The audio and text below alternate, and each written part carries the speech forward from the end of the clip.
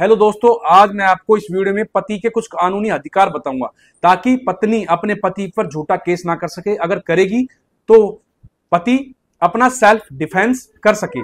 जी हाँ, first point की बात करते हैं। देखो, अगर पत्नी अपने पति के साथ क्रूरल्टी करती है तो पति क्रूरल्टी के बेस पर तलाक ले सकता है। दोस्तों, हमारे कानून के अंदर क्रूरल्टी की कोई डेफिनेशन नहीं है। कुछ जजमेंट है हाई कोर्ट के, सुप्रीम कोर्ट के, इसमें कुछ डिफाइन किया गया है या फिर यह पर्सन टू पर्सन डिपेंड करता है क्रूरल्टी। जी हाँ, उसके साथ हो रही है। मैं एग्जांपल से बताना चाहता हूं। अगर कोई पत्नी अपने पति को नामर्द, काला कलूटा बोलती है, गाली गलौज करती है तो यह क्रूरल्टी मानी जाती है। तो इस बेस पर वह तलाक ले सकता है। ठीक है। अगर पत्नी बार बार अपने पति को मना करती है सेक्स के लिए, पति अप्रोच करता है कि भैया सेक्स करते हैं, लेकिन पत्नी बार बार मना कर रही है, बार बार जानबूझकर कंटिन्यू, कोई बीमारी नहीं है उसको, बीमारी हो तो बात अलग है, या इंटेंशनली नहीं होता है, लेकिन जानबूझकर कर रही है, कोई बीमारी नहीं है, फिर भी वह पति को हैरेस करना चाहती है, परेशान करना चाहती है कि भैया मुझे तो नहीं करना, तेरे साथ नहीं सोना है, बस अब हमारा रिश्ता है नहीं, तो इस बेस पर वह तलाक ले सकता है। या फिर पत्नी अपने पति को कहती है भैया तू अपने माँ बाप से नहीं मिलेगा, अपनी भाई बहन से नहीं मिलेगा, रिश्तेदारों से नहीं मिलेगा, तो वहां से सब रिश्ता तोड़ दे, हम अलग रहेंगे, अलग घर बनाएंगे, नहीं मुझे तुम्हारे माँ बाप के साथ नहीं रहना, तुम्हारे माँ बाप की सेवा नहीं करना मुझे। तो गाली गलौज करती है अपने सास ससुर के साथ, मतलब पति के माँ बाप के साथ, पति के साथ। तो इस बेस पर भी डाइवोर्स लिया जा सकता है, यह क्रूरल्टी का ग्राउंड है। जी हाँ माय डियर फ्रेंड्स, इसमें आपको कोर्ट में प्रूफ करना पड़ेगा कि तुम्हारे साथ क्रूरल्टी की गई है, आपके पास कुछ विटनेसेस है, गवाह है, एविडेंस है, प्रूफ है, चैटिंग है, ऑडियो वीडियो विजुअल्स कुछ भी है। ठीक है, कुछ डॉक्यूमेंट्स है, तो आप कोर्ट में लेकर जाएं और फैमिली कोर्ट में पिटीशन डालें। आप इस बेस पर डाइवोर्स ले सकते हैं। लेकिन दिक्कत हमारे देश के अंदर यही है कि हस्बैंड डाइवोर्स के लिए जाता है तो बहुत कम चांस के अंदर डाइवोर्स होता है, कई साल लग जाते हैं। अब दूसरे पॉइंट की बात करते हैं। अगर पत्नी एडल्ट्री में है, मतलब थर्ड पर्सन के साथ अफेयर है, रिलेशनशिप में है। देखो, एडल्ट्री का मतलब यह होता है कि आपत्तिजनक फोटो होना या एक बिस्तर पर सोना बिना कपड़ों के, इस प्रकार की एडल्ट्री मानी जाती है।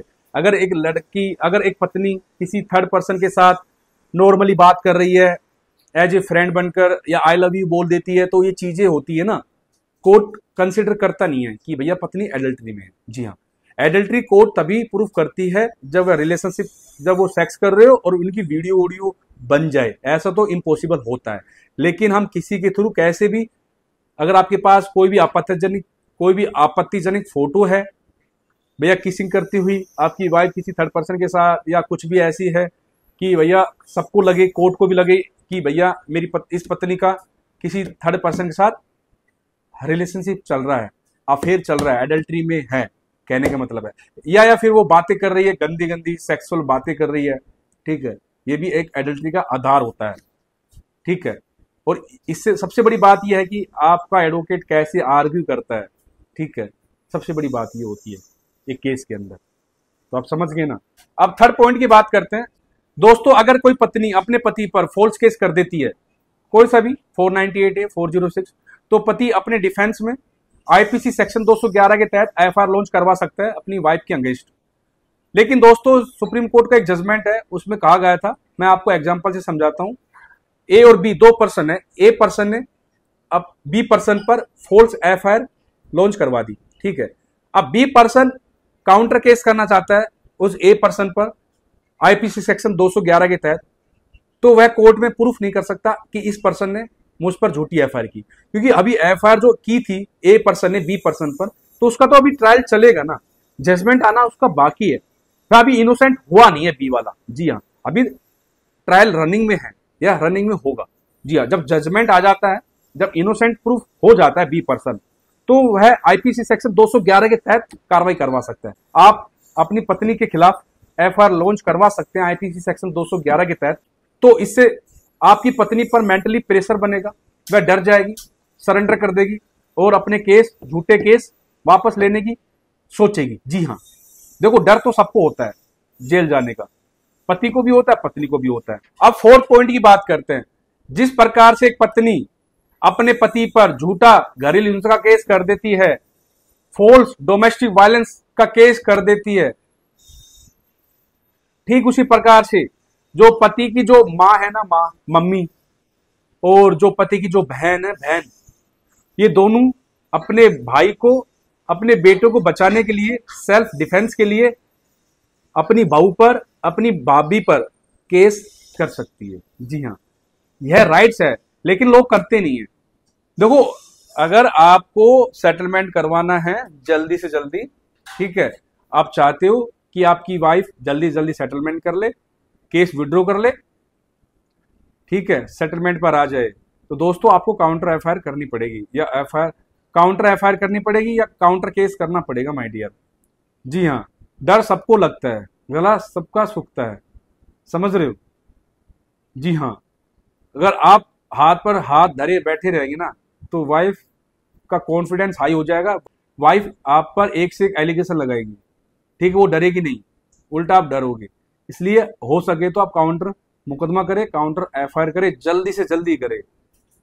कुछ कंडीशन, सिचुएशन, सर्कमस्टांस होते हैं, कोई भी एफआईआर या काउंटर केस करने से पहले अपने वकील से बात कर लीजिए। अगर कोई पत्नी अपने पति पर फॉल्स केस कर देती है, जब फॉल्स केस करती है, एफआईआर करती है, तो पति की बदनामी हो जाती है, पति को हैरेसमेंट होता है, ठीक है। अगर पत्नी एफआईआर लॉन्च कराने के बाद झूठी मेडिकल रिपोर्ट बनवा लेती है, न्यूज़पेपर में निकलवा देती है, तो पति की और बदनामी होती है।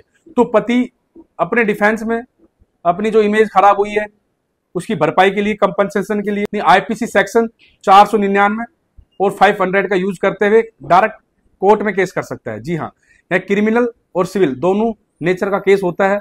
पति चाहे तो कंपनसेशन पैसा ले सकता है या फिर जेल करवा सकता है। दोस्तों, इसमें दो चीजें होती है, कभी पति सोचता है ठीक है भाई ये जजमेंट आने दो तब मैं केस करूंगा। पहली बात तो यार 90% केस हैं जो मैट्रिमोनियल में जजमेंट ही नहीं आ पाते, 2-3 साल 4 साल केस चलता है, फिर सेटलमेंट हो जाता है, पति उल्टा पैसा देता है पत्नी को।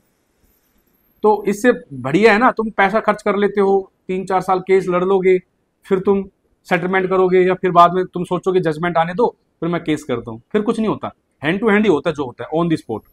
जैसे आपकी वाइफ आप पर फॉल्स केस करती है, तुरंत आपको ये सेक्शन लगा देना है जो मैं आपको बता रहा हूं, तभी आपकी वाइफ जल्दी सेटलमेंट करेगी, मजबूर हो जाएगी। अब छठे अधिकार की बात करते हैं। जब मैटर कोर्ट में पहुंच जाता है हस्बैंड और वाइफ का, पत्नी गलत इंफॉर्मेशन देती है, गलत गवाही देती है, या फिर गलत एफिडेविट पेश करती है, तो पति सीआरपीसी सेक्शन 340 के तहत कार्रवाई करवा सकता है अपनी पत्नी पर। जी हाँ, यह कोर्ट प्रोसीडिंग में होता है। जब आप पति को पता चल जाता है कि मेरी पत्नी ने झूठ बोला है, झूठा सर्टिफिकेट दिया है, तो पति एक सेपरेट केस भी कर सकता है या फिर एप्लीकेशन भी दे सकता है। सीआरपीसी सेक्शन 340 की एप्लीकेशन तब तक देनी है जब तक आपकी सुनवाई ना हो, जब तक पत्नी पर कार्रवाई स्टार्ट ना हो, इन्वेस्टिगेशन होना स्टार्ट ना हो। जी हाँ, डरना बिल्कुल भी नहीं है। आपको मैनिपुलेट करने की कोशिश भी करेंगे कि नहीं ऐसा नहीं होता है, ये अलग है वह अलग है। तो नेक्स्ट अधिकार की बात करते हैं। अगर पत्नी अपने पति को धमकी देती है जान से मारने की या नुकसान करने की, तो पति अपनी पत्नी के खिलाफ आईपीसी सेक्शन 506 के तहत कार्रवाई करवा सकता है। पत्नी मारपीट करती है, गाली गलौज करती है, तो आईपीसी सेक्शन 294, आईपीसी सेक्शन 323 के तहत भी कार्रवाई करवा सकता है। अगर पत्नी अपने पति को ये कहती है कि मुझे पैसे दे दो नहीं तो झूठे केस में फंसा दूंगी, तुझे बर्बाद कर दूंगी, तुझे कहीं का नहीं छोड़ूंगी, मतलब एक्सटॉर्शन करती है, ब्लैकमेलिंग करती है। देखो, मेंटेनेंस लेना वाइफ का अधिकार है, लेकिन इसमें भी कुछ कंडीशंस होती है, वो भी कोर्ट डिसाइड करती है। लेकिन पत्नी यह नहीं कह सकती कि भैया कि मुझे पैसा दे दो 20 लाख 30 लाख 40 लाख, नहीं तो तुझे जेल करवा दूंगी, तुझे झूठे केस में, दहेज केस में फंसवा दूंगी, तेरे को बर्बाद कर दूंगी। तो ऐसा नहीं कह सकती वो। अगर वो ऐसा कहती है तो आप अपनी पत्नी के खिलाफ आईपीसी सेक्शन 383 से लेकर 389 के बीच में कार्रवाई करवा सकते हैं। इन सेक्शन में एक्सटॉर्शन, ब्लैकमेलिंग की बात की गई है। जी हाँ, धमकी दे रही है, एक्सटॉर्शन कर रही है आपका, या आपने पैसे दे दिए, इसमें कंडीशंस है। बात करते हैं पति के लास्ट अधिकार की। जी हाँ, अगर पत्नी अपने पति के खिलाफ पुलिस स्टेशन में झूठी इंफॉर्मेशन देती है और पुलिस ऑफिसर को पता चल जाता है ये पत्नी झूठ बोल रही है, तो पुलिस ऑफिसर उस पत्नी के खिलाफ आईपीसी सेक्शन 182 के तहत कार्रवाई कर सकता है, 6 महीने की जेल करवा सकता है। जी हाँ, यह पति के अधिकार थे। दोस्तों कमेंट करके जरूर बताइए यह वीडियो आपको कैसी लगी। अगर आपको मेरी वीडियो अच्छी लगी तो लाइक कर दे, कमेंट कर दे और शेयर कर दे। दोस्तों मैं आपके लिए बहुत मेहनत से वीडियो बनाता हूं, आप लोगों के लिए, आपका सपोर्ट करने के लिए। अगर आपको मेरी वीडियो अच्छी लगती है तो शेयर कर दे यार, लाइक कर दे। और आने वाले टाइम के अंदर आपको अच्छी अच्छी वीडियो देने वाला हूं मैं आपको, ताकि आप अपने झूठे केस से बचाव कर सके और आप एक बेटर लाइफ जी सके। अगर आप हमसे कंसल्टेशन लेना चाहते हैं लीगल या फिर मैरिज ट्रेनिंग लेना चाहते हैं तो आप हमारा 1 मंथ का ट्रेनिंग कोर्स ज्वाइन कर सकते हैं। तो मेरी टीम आपका सपोर्ट करेगी, आपको ट्रेन करेगी, आपको बताएगी कैसे वाइफ से बात करनी है, वाइफ को कैसे लेकर आना है, कैसे मैनिपुलेट करना है, कैसे पॉलिटिक्स डिप्लोमेसी से अपना मैटर सोल्व करना है, कैसे सास ससुर से साली से वाइफ से बात करनी है। काफी लोगों को मैटर सोल्व कर दिया है, आपका भी कर देंगे। थैंक यू, जय हिंद।